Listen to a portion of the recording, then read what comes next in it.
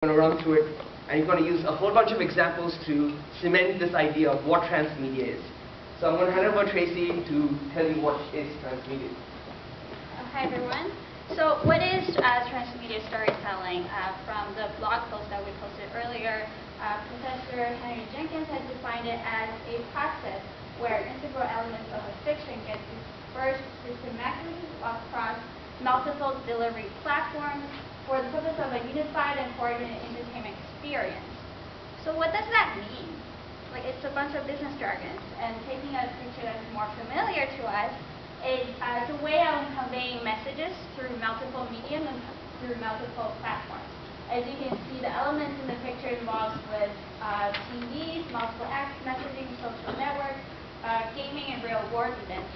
Transmedia is about combining these elements to form multiple gateways to connect with consumers over this digital franchise world. It facilitates the move from passive viewing of the audience to participation.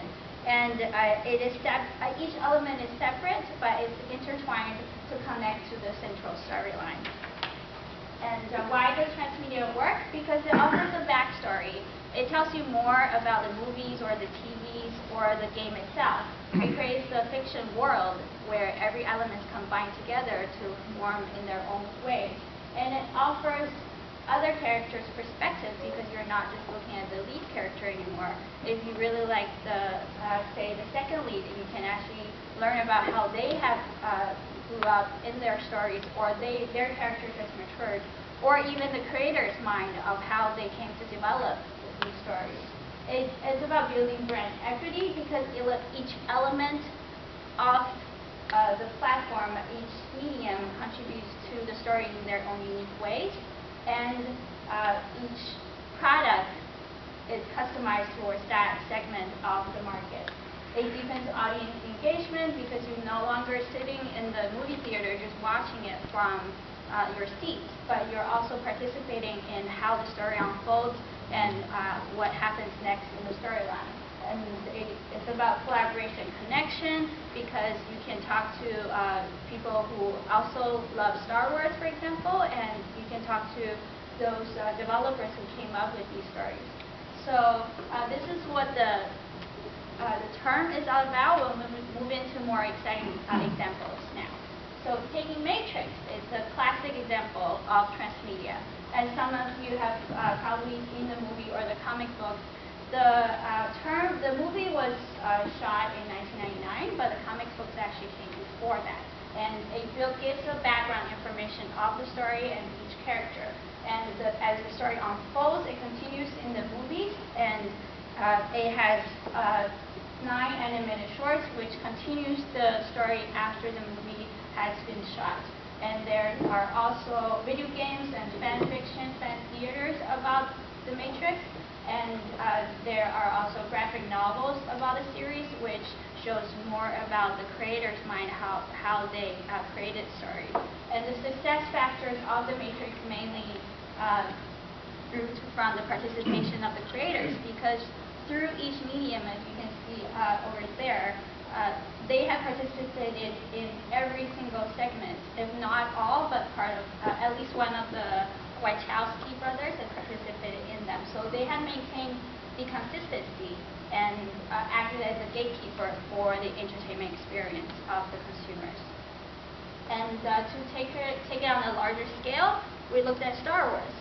As many of you are probably familiar with the story, but you probably don't realize it's been around for over 30 years, and it's still one of the most popular stories that people talk about at all times. And you can see the elements that are shown on the projection here. There are so many elements to this transmedia platform where each gap of the story is filled with something else. When the movie was released and the comic was released, there was a gap year of about 6 years where nothing was released, but they have shot the cartoon and the Clone Wars to fill in that gap, to keep you engaged and keep you interested in those stories. They all have their own unique ways to attract different segments of the market. And from this Star Wars, we see the most classic takeaway is that it's more about engagement and collaboration. because consumers now can talk about it with their emotions and their childhood stories growing up with the emotions that are facilitated with these products, and the fan fiction, the fan forums online take it to the next level by creating their own stories in the realm of Star Wars.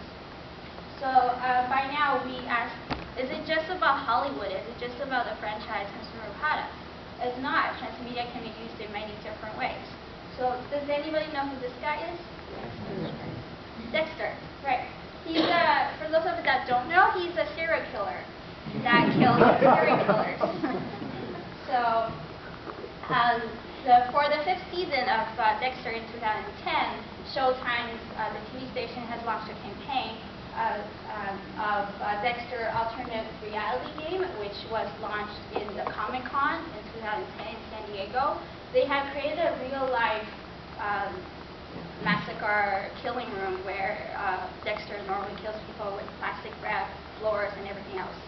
So they have gave out clues for those participants who are interested, and they have launched an app that connects those clues to a website where participants can collect points, and as many as, for example, 1,000 or 100,000 points are collected, they give out more clues to unfold the story where they can look for the next victim or to look for who gets killed next.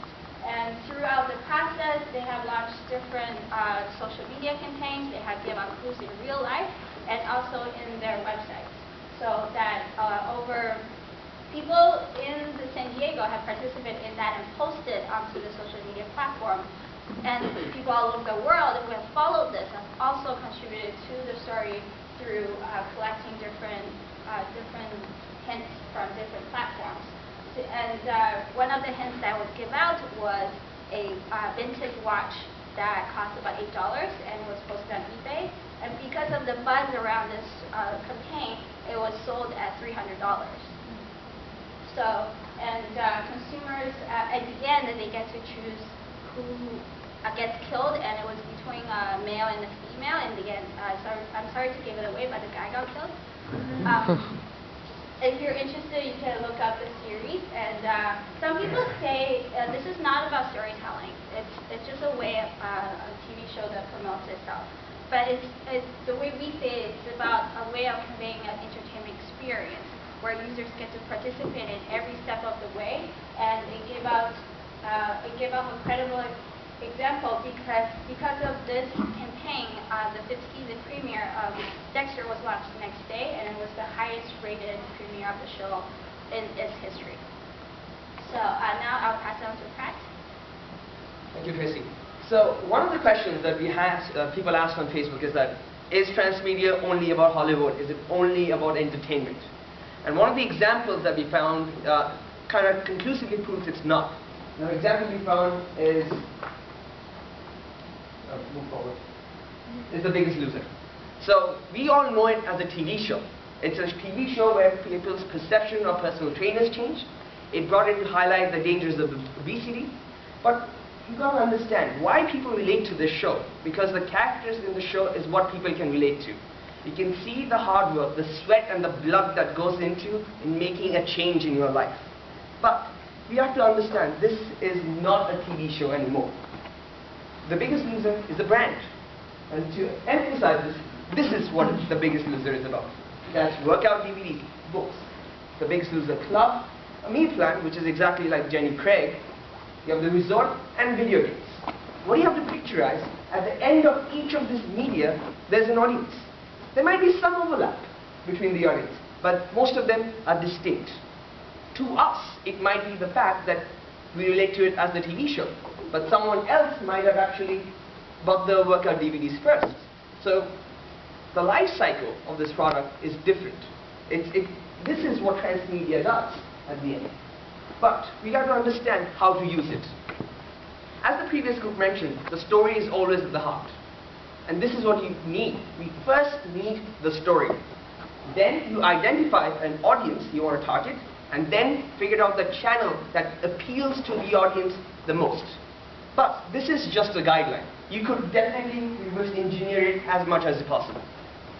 You could first pick the audience, then decide on the media channel, and then create a story. But This is the best way we think to put forward the story of transmedia.